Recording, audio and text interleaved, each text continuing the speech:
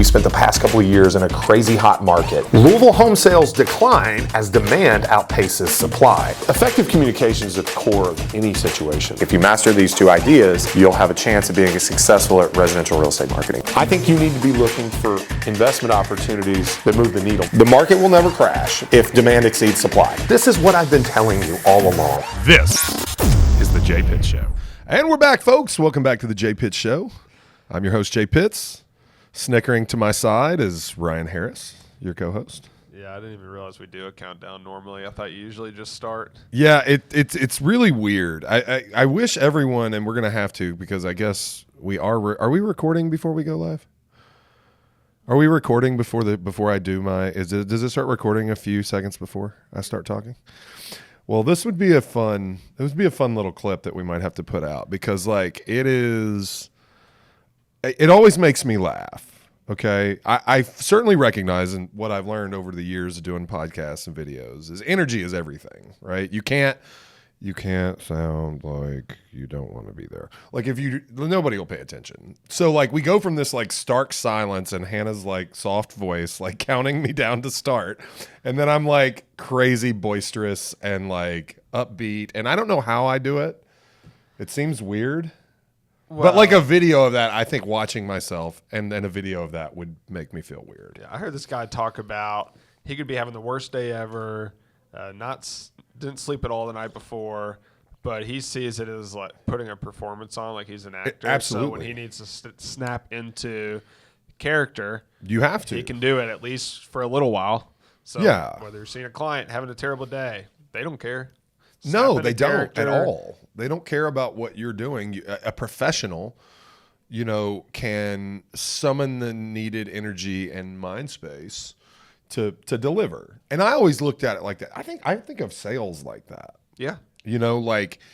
I remember as early as being a little kid and working in my dad's property management business and getting leasing calls to ask about apartments for rent. Like you could not want to be there. You could be, honestly, I was bored to tears a lot of times. Cause like I could never work there full time. It was always for like two week stints, like over Christmas break or, when I wasn't busy with something in the summer with sports or whatever, until I got older and could drive. And then we made working more of a priority. But like, I remember like it wasn't worth it for his employees to like teach me and train me how to do certain things because I was just going to leave and they were going to have to pick up those responsibilities again. So I would always end up answering the phones.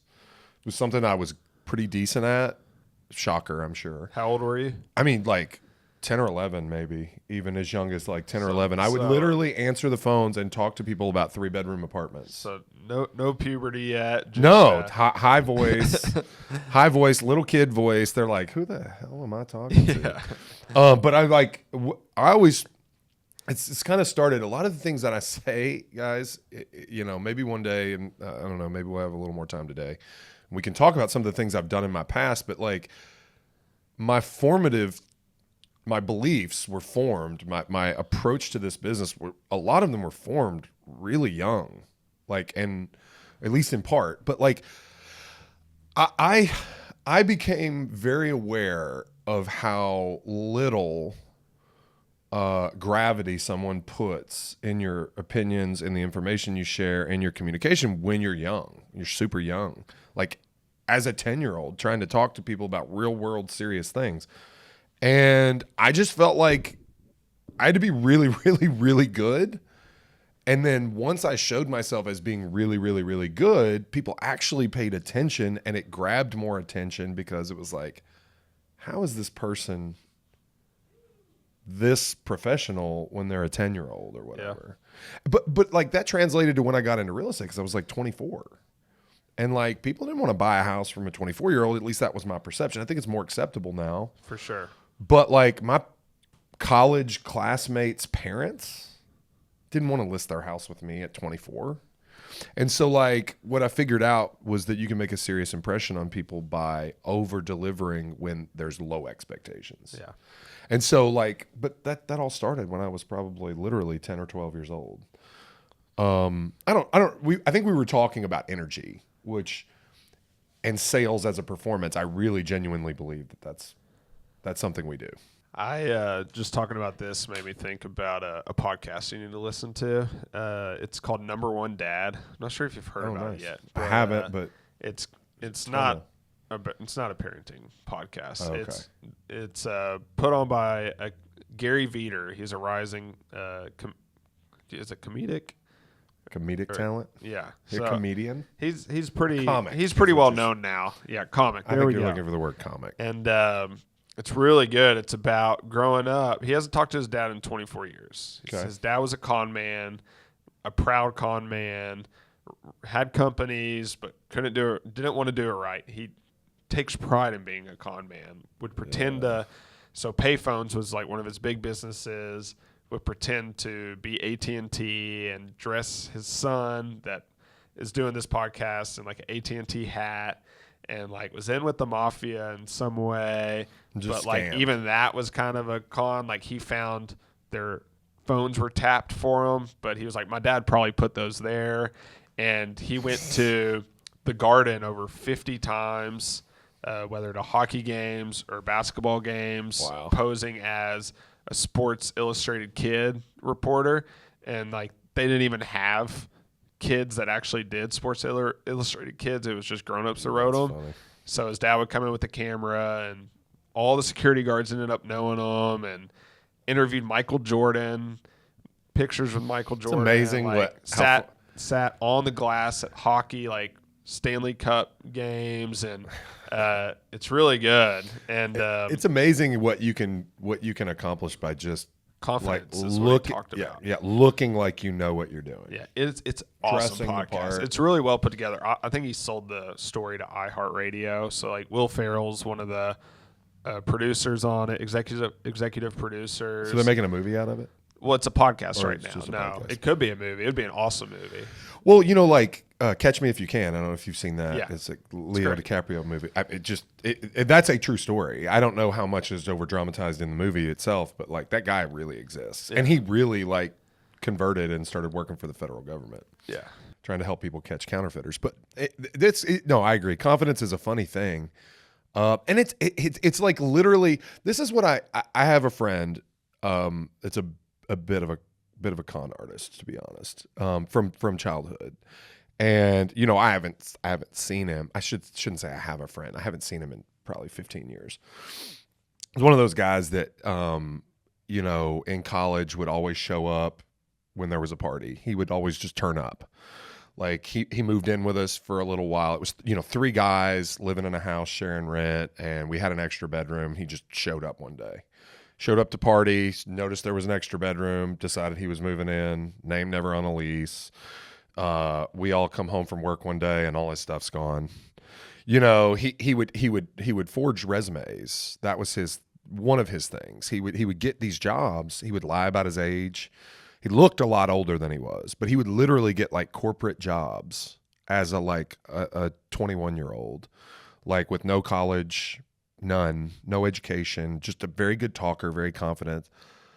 His father was kind of in the same thing, and he, didn't like this guy. Can't maybe wait to ask who this was after we. Yeah, I can't. I will not say the name, but like we've all experienced. All the friends have experienced getting stiffed on a bill by him. He would show up. He would never pay you back money that he owed you.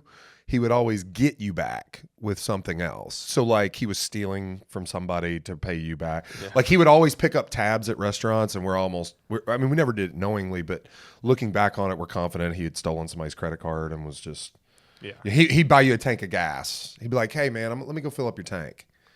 And he'd take your car. Which I feel like is probably the number one way people who steal credit cards get caught. I mean, it's just crazy now. Like, there are probably cameras and stuff. Like, I don't know. And I got very quickly. It happened to me. I sniffed it out real quick. Some of my other friends didn't care. Or they were broke college kids, and they were just willing to take whatever money he was going to give them back. And, I don't think that's right.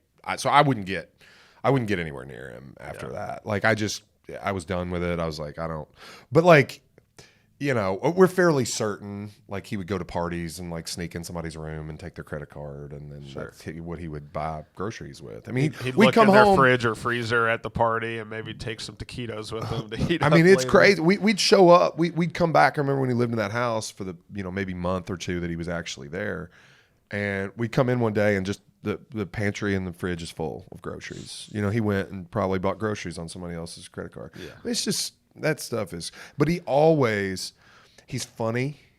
Like funny. Like all the single guys would like love having him around because he'd make all the girls laugh, you know, and like but it was great. Yeah, dude. If you got to listen to this podcast, then it's so good. It goes like, hasn't talked to his dad for 24 years, and it gets down like, is he going to meet his dad, actually meet up with him, and talks to old friends? It's awesome. Well, I think the point that we can tie this back in with is like sales, comedy, and confidence. Like it's about a hair away in terms of skill set. Comedians are great salespeople. Yeah. They read emotions. They do it in mass. I can't imagine something harder than being a stand-up comic. Like standing in front of a dark room of people you've never met, and the job is to make them laugh. By yourself. And it's quiet, and it's like, I can't imagine being quicker on your feet. Like that's one thing I think in sales that I'm really good at is I'm quick on my feet. You know, I'm fast with my thoughts. I'm sharp. And like, but it's because I have such a command, you know, and like a combination of confidence that comes from experience, but such a command of like the nuts and bolts of real estate. Like I know how to negotiate it well. But like, let me ask you this: who in our office, if you had to pick one agent, if they had to get up and do a 5-minute, they got 5 minutes to do stand-up comedy, who would be the best?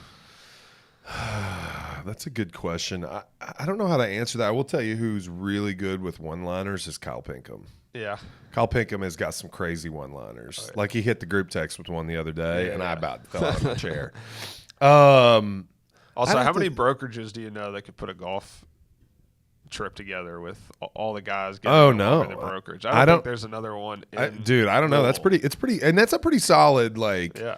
Like I'm the lower. There could be more. I'm like a lower tier golfer out of that group, probably. But like, no, it's gonna be fun. It's gonna be a blast. It's gonna be awesome. Can't wait. Yeah, I know. January, you guys aren't gonna see. You're definitely gonna have at least 1 week. Slow of start to the year. Hiatus because we're gonna be into January. We'll be in Florida. Yeah. Quick little golf trip. But anyway, all right. What do you got for us today, Ryan? Well, it's a good start. I like that. Yeah, got a lot of good things. So first, I'm going to start out with an opinion of my own. Okay, sure. So I'm so tired about these agents. I can't get on social media right now without seeing an agent making a prediction about how everything's going to change in 6 months or a year. And it's almost like they're complaining, but like it just makes no sense to me. I don't get what those videos do for your business, what they do for your clients.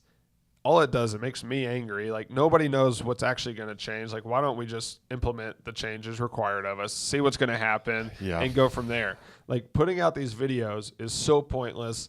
You don't know how things are going to change, and it's really starting to piss me off. I agree. And I'll disclaim my response to that by saying I recognize that we are creating content right now that is largely distributed via the internet and social channels and things like that, right? So like, I'm not going to be the media talking about how bad the media is. Yeah, but I would say we don't make predictions that much. Like we just talk about, okay, what's changing? What do we need to do? We analyze and we comment, which is fine.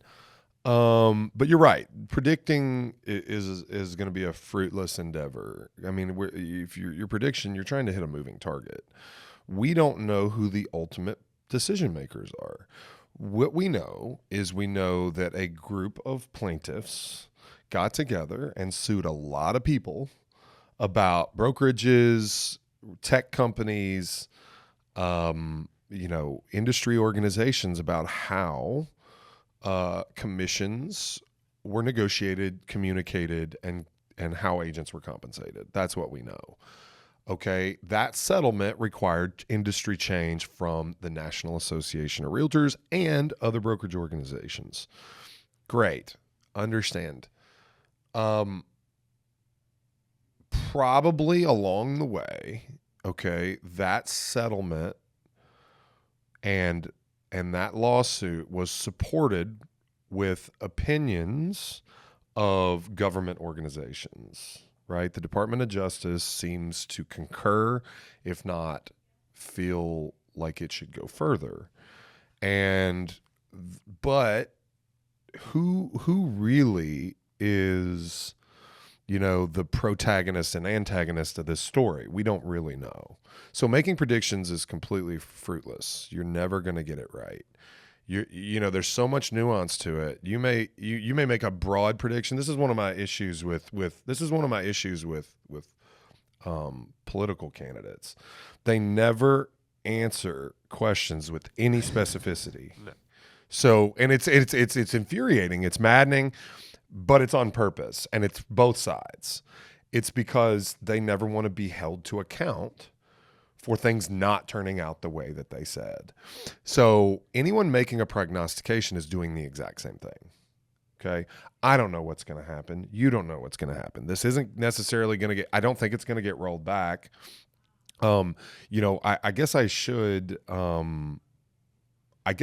probably comment on some statements I've made in the past about how removing the commission offered by the seller from the MLS didn't make any sense to me, and I didn't see how it helped our industry.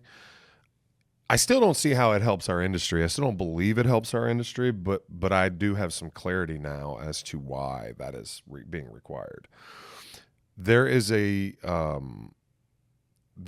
standard that was identified or set forth in the settlement that commissions for buyers agents going forward must be this term, objectively ascertainable, and that must be at the beginning of the relationship. Okay, objectively ascertainable. So this came into clear view for me when I started preparing to do trainings for our company and our agents about the changes from the settlement, because it was unclear in the beginning, and it seemed as though agents were going to be allowed to accept whatever compensation the seller offered, regardless of what the original agreement stated, or you were going to be able to amend your agreement to reflect whatever the seller offered. That's not objectively ascertainable.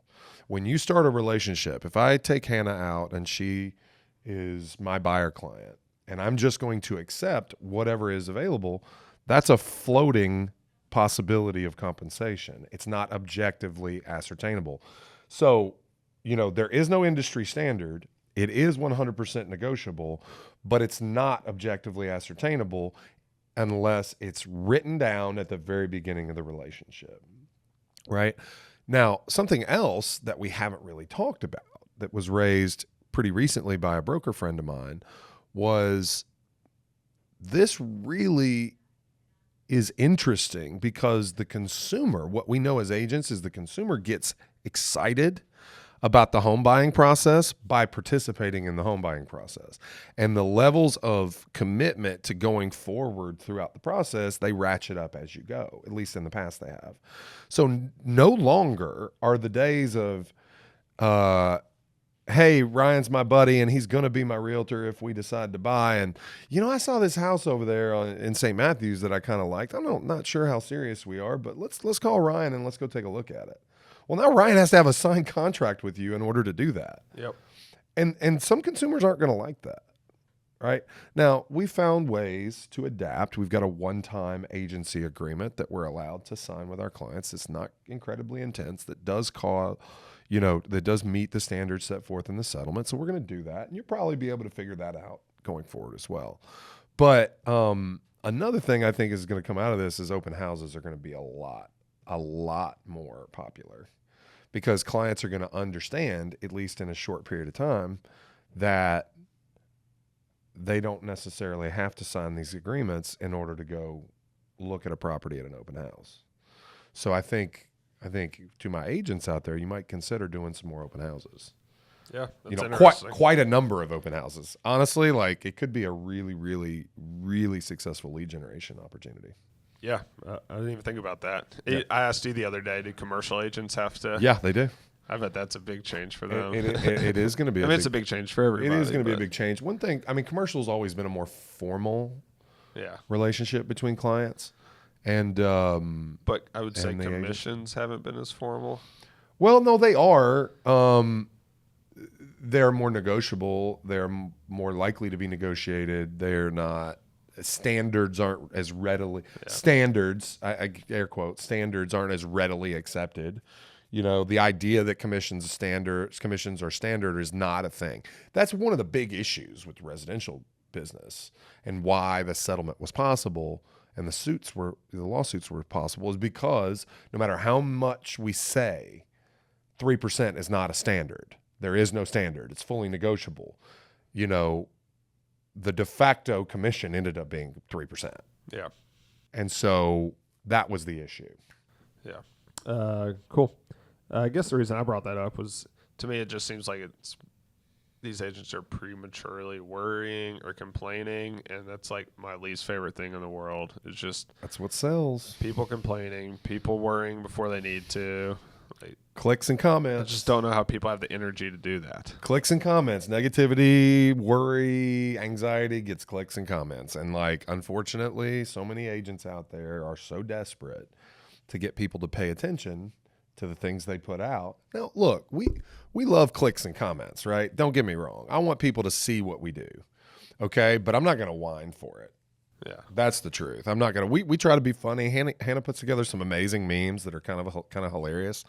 And like, you know, we don't try to put things out unless they make us laugh, right? And, you know, as far as even talking about things I disliked about the settlement, I wasn't whining. You know, I'm not going to whine for it. No, it's good, man.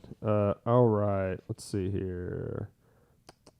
Yeah, I just kind of had a general question for you. How's the last 2 weeks been as a broker of a large brokerage in Louisville before these changes go into place? So what? It's the 8th, so they go into 13th. Effect, the 13th. National deadline is the 17th.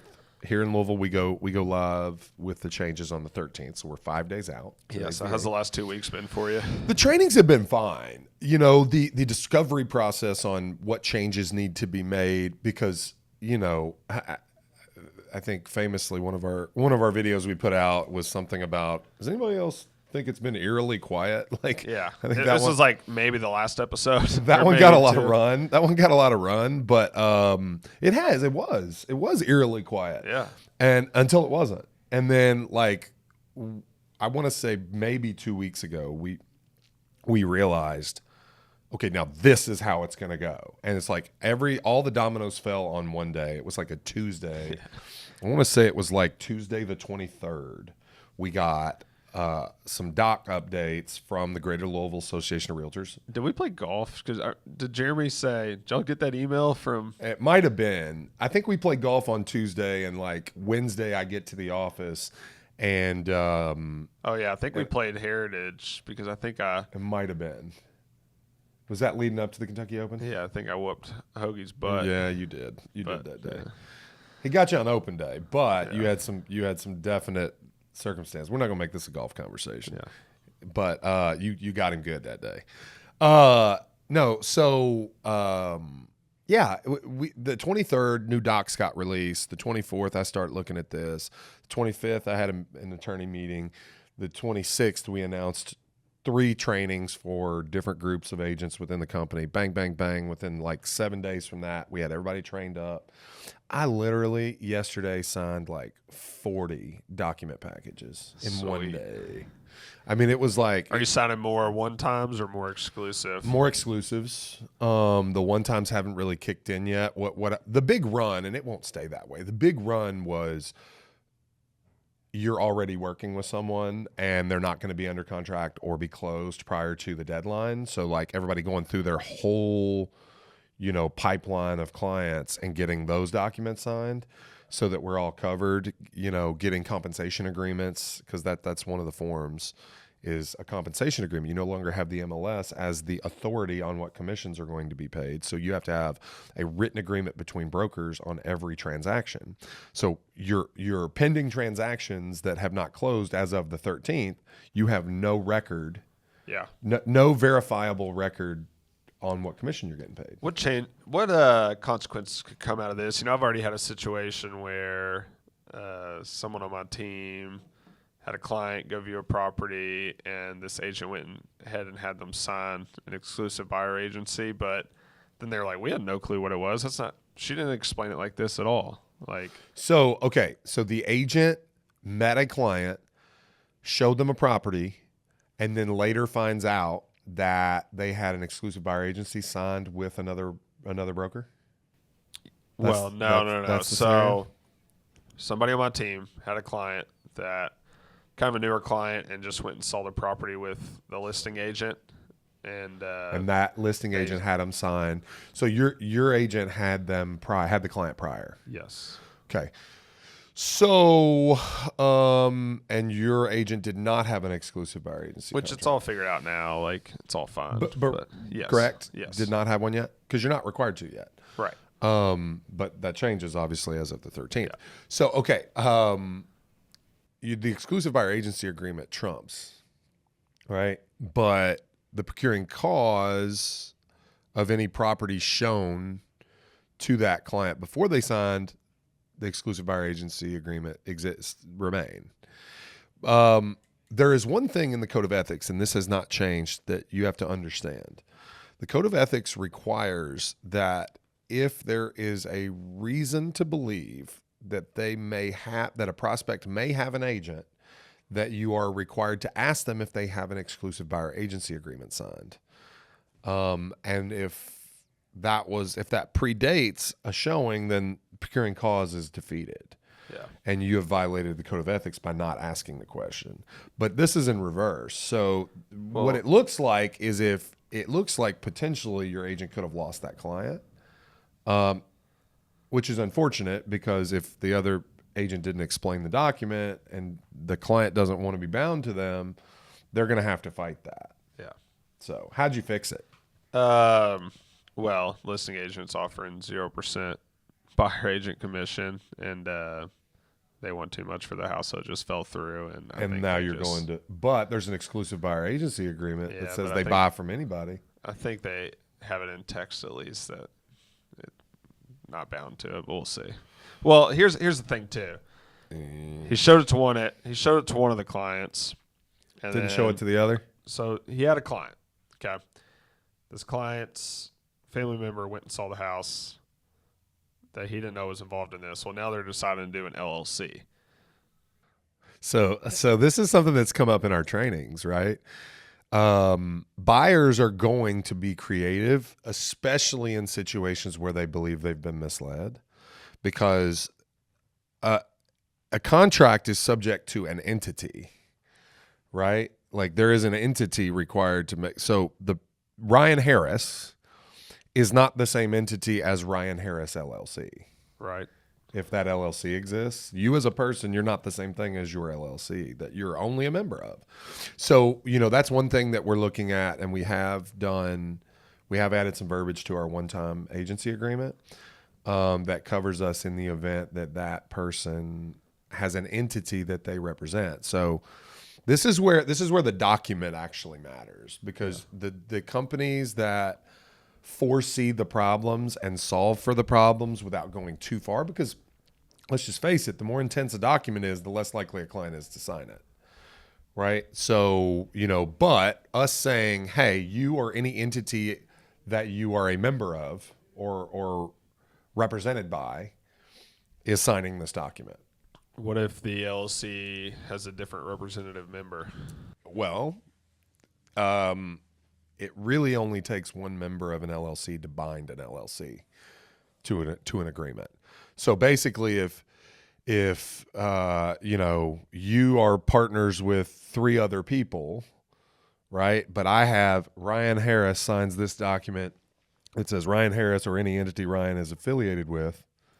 Yeah, but I don't see how you can enforce something if they're not the member representative of an LLC. Well, any member of an LLC can sign for the LLC. Yeah. And it takes only one member to sign. Right? So what the LLC could argue is that you didn't have signing authority. Or what if you do a trust? But a trust is going to be very different, because members to a trust are not public knowledge. In the state of Kentucky, you can at least, as an LLC member, be subpoenaed, even if you're not the registered agent. So you can have an attorney as a registered agent for an LLC. And then that attorney is not a member. Here's a question for you. I was thinking about this the other day. What if you have an investor you work with a lot who doesn't actually go see the land or the That's properties. right. But then they write the offer. And they want you to write an offer. Do you still have to have the exclusive? Yep. Okay. Yeah. So agency. Yeah. Representation is what your The agreement reason I has ask, everybody just keeps saying before you show a house, you have to have well, this. right, because that's the majority of the time when an agency relationship is created is at a showing. But if other agency duties are being provided Right. prior to a showing, then it has to be filled out and signed prior to any agency representation. Yeah. Okay. Any sort of representation. It's actually also being called a representation agreement, which would make a little more sense. It's not called a showing agreement, right? It's called a representation agreement. So yeah, you can't negotiate on their behalf. Your client calls you and says, "Hey, I like this house and I've seen it. I know it. My grandmother used to own this house. I know what kind of shape it's in. I don't even want to go see it if they're not willing to take, $50,000 off the price. Will you call and see if they're you can't do that because that's negotiating. You can't negotiate even verbally. You have to have a signed agency representation agreement. Yeah. Got it. Okay. Cool. Let's move on. So Zillow, new CEO. Have any thoughts on that or even want to touch on it? Not really. I mean, I'm not surprised. Their earnings were good. Earnings were good, but this new situation has not. I have my feelings and my prognostications, but I'll keep those to myself. Zillow is a very fine partner of ours. I think the lead gen game has been materially changed, and I think being able to sell leads for a fee, sell impressions for a fee at the time of delivery of that fee, I don't see how it's sustainable.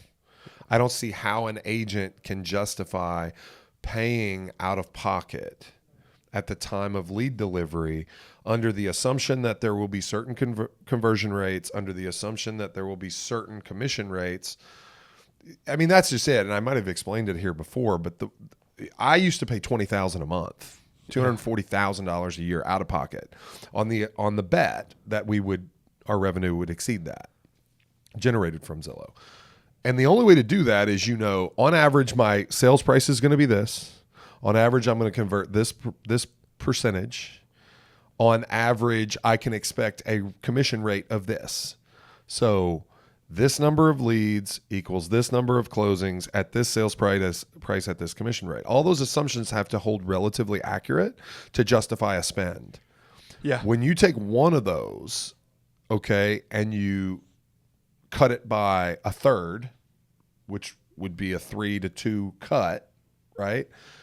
And then some are going to be zero, right? And now you have to add the prospect of collection of the fee on top of that. And there's resources required for that.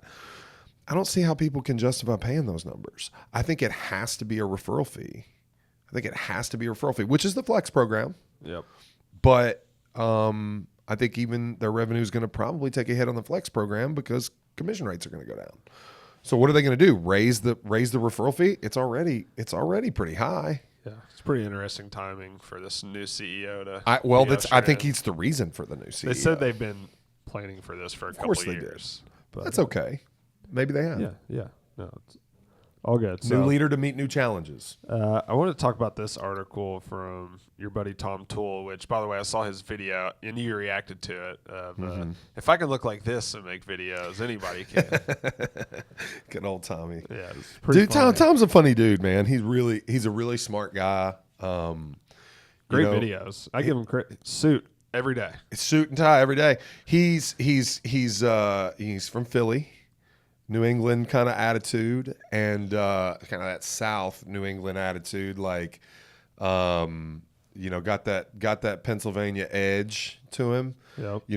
Speaks plainly, talks directly, sells hard, wears a suit and tie every day. Like, I mean, he's just a hard charger, man. And the dude's awesome. He's really good. Yeah, man, wearing a suit here in Kentucky every day would be tough. Hits the Peloton literally every day. Yeah. 30 days. Oh, I remember you used to ride that sucker. Dude, I did day. a lot. And I'm glad I'm in the gym now instead. But I will say, give him credit for consistency. Yeah. You know, on Peloton, this is a thing that a lot of people don't know. You can look up, if you follow someone, you can look up their workouts. You can see exactly what they do. And it's got like this calendar, monthly calendar, and it fills in a blue circle on the days that you ride. And his would be full every month. Every month. I'm like, are you kidding me? Like, what do you... Anyway, it's ruthless consistency. So, yeah, that's awesome. But this article, how to explain 4 positives of offering buyer agent compensation to sellers. We can go through it real quick. I think they're all 4 really good. Number 1, once again from Tom Toole with Broke Agent Media. Number 1, offering compensation gives your seller a competitive advantage. Great conversation you can have with your buyers, which was a conversation you should have always been having anyways. Hey, the higher compensation, the more Yeah. Do we have to pretend still that agents aren't going to be more excited about selling a house with higher commission than one with lower commission? Like, agents have always been very hesitant to acknowledge that.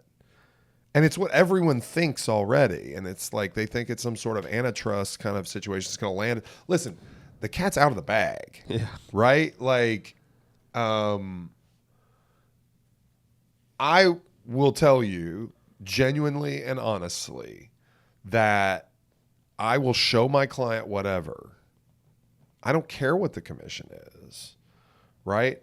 I will accept a lower fee if I feel like than what I feel like I'm worth, if I feel like it's strategically like beneficial for my business, right? And that's it. Like, to pretend that the mass of agents is not going to be more excited about a 3% commission than a 1.5% commission is silly.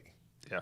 I think we can be honest about that. Yeah. I mean, when you work, a lot of the time you're driven by money. So why are we here? It's the time we spend away from our families every day, every week, every month, every year. Like how we take care of them. It's how we take care of our family. Well, that's the only reason we spend the time away from them. Yeah. You know, it's the reason I'm not playing golf is because I need to support my family. Yeah. You know, if I had 100% autonomy and able to choose what I do with every second, like, I wouldn't be doing this if it didn't make me money. Yeah. I'm going to give you the next 3 now. Okay, go ahead. Tell me which one you like the best. First one, offering compensation up front eliminates negotiation down the line. Number 2, the best buyers tend to work with real estate agents. Number 3, historically, most buyers cannot afford to pay a fee. I'm going to give you 4 check marks on all 4 of those. I hadn't seen the article. I read a lot of their stuff, but I think my favorite one is the best buyers tend to work with real estate agents. It's absolutely true. It's absolutely true. I like the pre-negotiation. It removes barriers to transactions. You know, I will say, though, and I'm becoming increasingly, as you know, I don't know if you heard, but Inside Real Estate decided or announced yesterday that they're not going to allow their agents that have websites to provide offers of compensation on their websites, which is the real estate provider for RE/MAX, KV Core. So basically, if I'm going to continue with my website idea that we've talked about, at length here on this podcast, I'm going to have to get a different provider to do it. And who knows, other providers may follow suit. I may end up with a WordPress site, right? Or a Wix site that we completely edit in-house. And who knows, Wix could even shut me off. I think this is unfortunate, frankly. And I think it's just the start. But I will say that I do believe that for protecting yourself, if you're going to do this as an agent or a broker, you need to have sellers sign off on it when you take your listings, right? Because it will eliminate the opportunity for sign off on what? Your giving you permission to distribute wide public offers of compensation on their listing. So you're listing with me for $500,000, and we're going to offer a 3% co-op. You give me express permission to far and wide advertise at my discretion. How do you suggest they just do that on an addendum? I think you amend your listing agreement or on an addendum, yeah. Okay. And that's something that I think we're going to be doing. Cool. You know? Yeah. All right. That's that article. I think all 4 points are great. Do you have anything before I get to the last thing? No, I'm good. Yeah. We can talk about your camera if you Yeah, want. I was about to. Oh, nice. Might be prematurely talking about this, but I've always been one of those people that's tried to shoot content or get started with an iPhone. And a lot of times I'll just forget to film something I wanted to. Your phone's in your pocket a lot of times. I'm worried about the storage. It's kind of weird putting a phone in front of people's face walking in somewhere. So I went out and bought a camera. I bought it instead of something else I wanted to that would not produce any income for me. And You gotta tell it now. You got to tell us what that was. Well, I was going to buy a nice watch. Okay. But I told myself, you know what? I'm going to get this camera. I've been kind of looking at one, and once I can sell one house off YouTube from doing this, I'll buy that thing. Okay. And this is about a So you've this given is about a tenth of the price of what I was going to buy. So So I love that he not only bought a tool for his business, which you could probably get a little write-off action on that too. oh yeah, all write off. In addition to that, he gave himself an incentive. Yeah. He gave himself an incentive to buy another thing once he achieves a certain goal. That's pretty exciting. I like that. Yeah. Still trying to figure out how to. I was so my question you already addressed. My question was that why you don't just use an iPhone. Well, so I was gonna talk about that. I told you. So, like, I've already been more likely. I've been using a few days to not forget to film things. I'm filming you right now. Yeah, I know. It's awkward, but that's okay. Not as awkward if I have my phone in your face. I don't know about that. I don't know. We'll see. But I'm not forgetting at least. That's most important. Well, I think when you have Quality's another way better. if you have another thing to carry, like you're gonna use it or you're not gonna carry it. Yeah. So, and you're gonna carry your phone no matter what because you have 1,000 uses for your carrying your phone around. So I buy that. I think that I didn't coin the phrase, but I say it all the time. The system that works is the system you work. And so, like, if you actually do it and it produces content, then great, fantastic. Yeah. So we'll see how it goes. I think I like it already. I mean, I'm way more consistent. I've had it with me the last few days and have a video ready to get out. I'm gonna try to do one a week. I like your little fuzzy thing on the top there. That's cute. Yeah, thanks. That's what I go for, Jay. It's good for your mic. It's good for your mic. I know what it is. Yeah. So the system that works for me is having Hannah make all my videos. Yeah. If it were not for Hannah, I wouldn't have any videos. In fact, she has to remind me when it's time to film quite often, and sometimes I put her off for multiple days at a time, unfortunately. But thankfully, she gives me grace. And then every once in a while, she's like, "Hey, we really need to film." Yeah, like really. And I'm like, "Okay, great, we'll do it." The downswing. I mean, no one's perfect. Right? I don't claim to be perfect. Just surround myself with really good people. That's basically. I guess before we end this, why don't you talk about Resource? Yeah, Resource Live is coming up. Left. What's that? I don't even know if there's spots there. left. We have a couple. We've had a couple people that RSVP that are not able to make it, so a handful. If you're interested, though, the deadline is probably going to be Monday.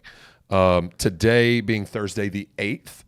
The event is 1 week from today at the Gaines Lodge, Parklands at Floyd's Fork. Jason Pantana is headlining. We've got Jeff Ruby's sponsoring. Jeff Ruby's is not sponsoring. Catering, no. It would be nice. It is not catered with Jeff Ruby's. I forget what it is. Box lunch from somebody local. Anyway, I'm just messing. Good stuff. Coffee and refreshments and pretty exciting stuff. I am at liberty to. Well, no, I'm not going to announce the panelists. Five agents. Top agent panel. 5 of the absolute top agents in the market, and we've got anything from individual agents to team leads, that kind of situation. It's going to be great. Different team. We've got a few team leads, and they're very different teams, so you're going to get much different perspectives. Pretty exciting. Not just RE/MAX Premier Properties agents, though 3 of the 5 are. You know, I don't even know who the panelists are, but I'm gonna try to get it out of Jay after this. So shoot me a message. Yeah, Maybe I'll tell no. you. Fantastic. If Ryan wants to give them to you on the slide, that'll be great. We will be having a great event though. So 10 till approximately 1:30, 2 o'clock. I do realize school is in session, so those of you with kids to pick up will get you out before carpool. But again, free of charge. And if you're interested, shoot us a note and we'll get you registered. But like I said, Monday we kind of have the seating chart set. So there might be some overflow. We'll see. Let me know. Let me know if you want to get in on it. But that's all I got for this week, man. Cool. See ya. All right. We appreciate you following us on all the social channels at J Pitts Realtor, at ryanharris.re. And once again, for the J Pitts Show, we will catch you next week. Peace.